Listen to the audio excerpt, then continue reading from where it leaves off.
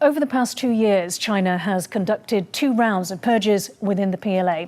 The first wave targeted the PLA rocket force, responsible for China's strategic missile arsenal. Then in June 2024, former Defense Minister General Wei Fenghe and then Defense Minister General Li Shangfu were both expelled from the party for violating, quote, political discipline. The second wave of investigations began in November 2024, involving CMC Director of Political Work Department and Political SAR, Admiral Miao Hua, followed by current Vice Chairman General He Weidong, the second in command of the PLA. There was also PLA Eastern Theatre Commander Lin Xiangyang.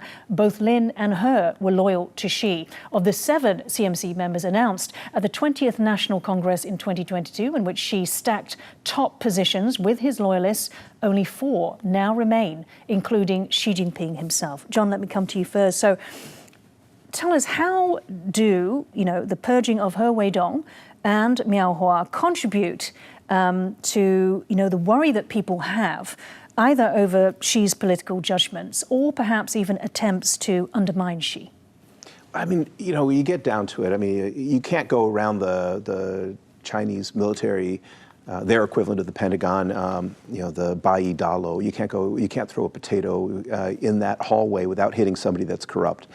And, so many years, so many decades, everybody in China has gotten ahead through essentially relationshipology. It's almost like a scientific skill of building and sucking up to people and giving them gifts and doing favors for them and connecting in. So you have He Weidong and you have Miao Hua, and those guys are part of this whole Fujian clique, this group of people that know Xi from way back when. Their rise is very much tied in with their relationship.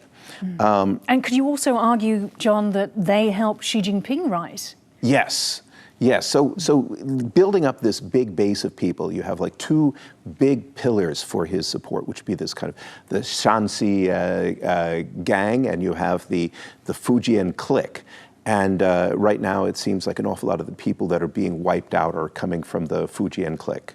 But the other key part is they have these retainers. They have all these people around them, these people whose salaries and have got to rise. They've got mansions. They've got to be gifted. They've got all sorts of titles and other things, cars, and trying to keep up with that many people, who owe you and you owe them, is really hard. And so what you end up doing, there's always a second wave where you start wiping out all the people that supported you down to a more manageable number. Right. Professor Chen, what could be, if we took a step back, what could be, though, all the reasons behind why these 2 men, these 2 officers, were purged?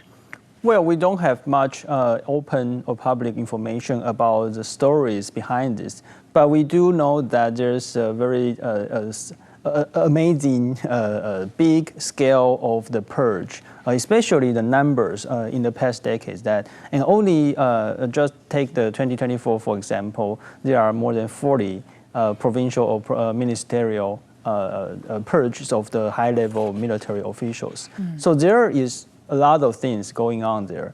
But in general, we see in the studies of the authoritarian regime, we do know that every dictator has to do this. So there is a famous book, A Dictator's Handbook, by Bueno Mestigda and Smith and other colleagues, saying that the best way of consolidation of power is to keep their winning coalition as small as possible. Just as John mentions, that they have to, consolidate the power to a small number of people, so that you can become more effectively control them and to reward them with your resources. So I think that is the basic story of every dictator. Okay. Yeah. So John, and both of you actually are saying that these purges, that Xi was behind them.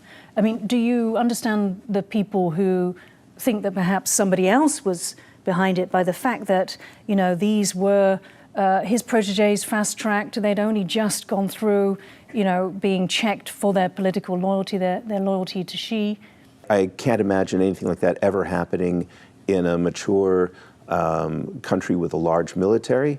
The United States, Britain, France, even Russia, it would be horrendously embarrassing to have that. So I can't imagine that that Xi ever really wanted to get here.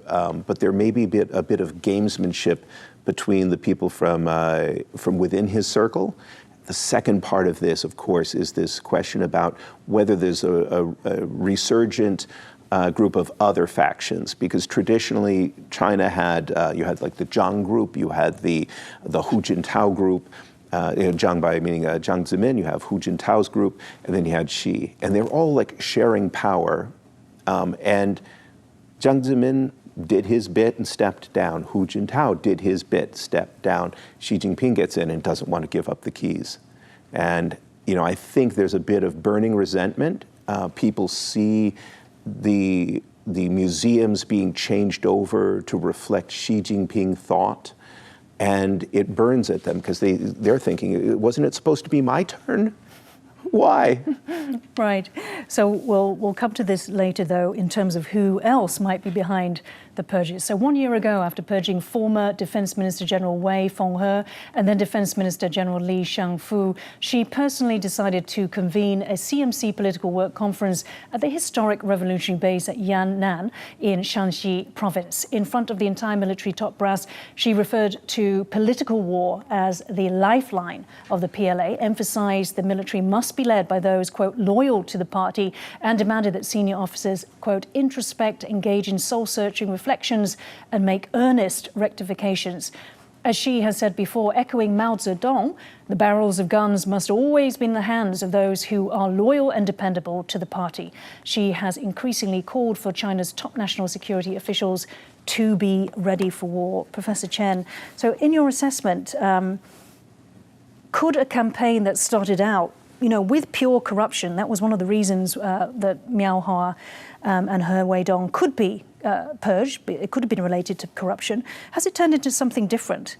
And why does Xi need to demand loyalty from the PLA? Could it suggest perhaps not enough of an appetite in the PLA to move on Taiwan? Well, it's a complicated question here because in the dictatorship, I think everybody is corrupted, more or less. so because it's not a political system like in democracies. There's no monitors. There's no freedom of speech that the press can maybe monitor what is going on, and there's no system and there's no mechanisms of to prevent corruption. So maybe one of the purpose is to decrease the levels of the corrupt. Yeah, that is true. However, because everyone is becoming in this nested network, so it's highly impossible to just clean out everything. I think he still has the target of Taiwan and the goal of making China as a strong military power. But there are more obstacles waiting for him. John, on that topic, though, Xi's intended goal to take Taiwan, but does mistrusting his own military, does that, have an impact on taking Taiwan? Does it reduce the appetite for risk? I mean, yeah, that leads into a really interesting thing. I mean, you have, if you have people around you that you can absolutely trust, okay, from a political standpoint, that doesn't necessarily mean that you can actually trust them from a military standpoint. So if they're yes men, and I know, like, for example, right now, that can be a problem. If people say, let's do it. Of course we're ready. Of course we can invade tomorrow. That doesn't help you. You can get into a disastrous war. Even a democracy. The United States went through a terrible experience in Vietnam and with 20 years in Afghanistan, and they don't even have a yes men culture in their military. But if you have people that push you to do something you shouldn't do, that's bad. If you have a group that you can't trust, then the idea is that you might get into something and then you get undermined as you try to get into it. He might get told bad advice from people who want to see him fall. So it would seem that Xi actually can't win. I mean, this is where the paranoia of dictators comes in. Yeah. Yes, you see a lot of this happening. I mean, there's a whole range of these things. And if you look at, like, for example, the downfall of Qin Gang, the foreign minister, this whole idea that foreign intelligence agencies had set him up with this girlfriend that he had a relationship with. And of course, now they've both disappeared. And I think there's a lot of other ousters that happened right within that time frame that indicate that he's not feeling secure.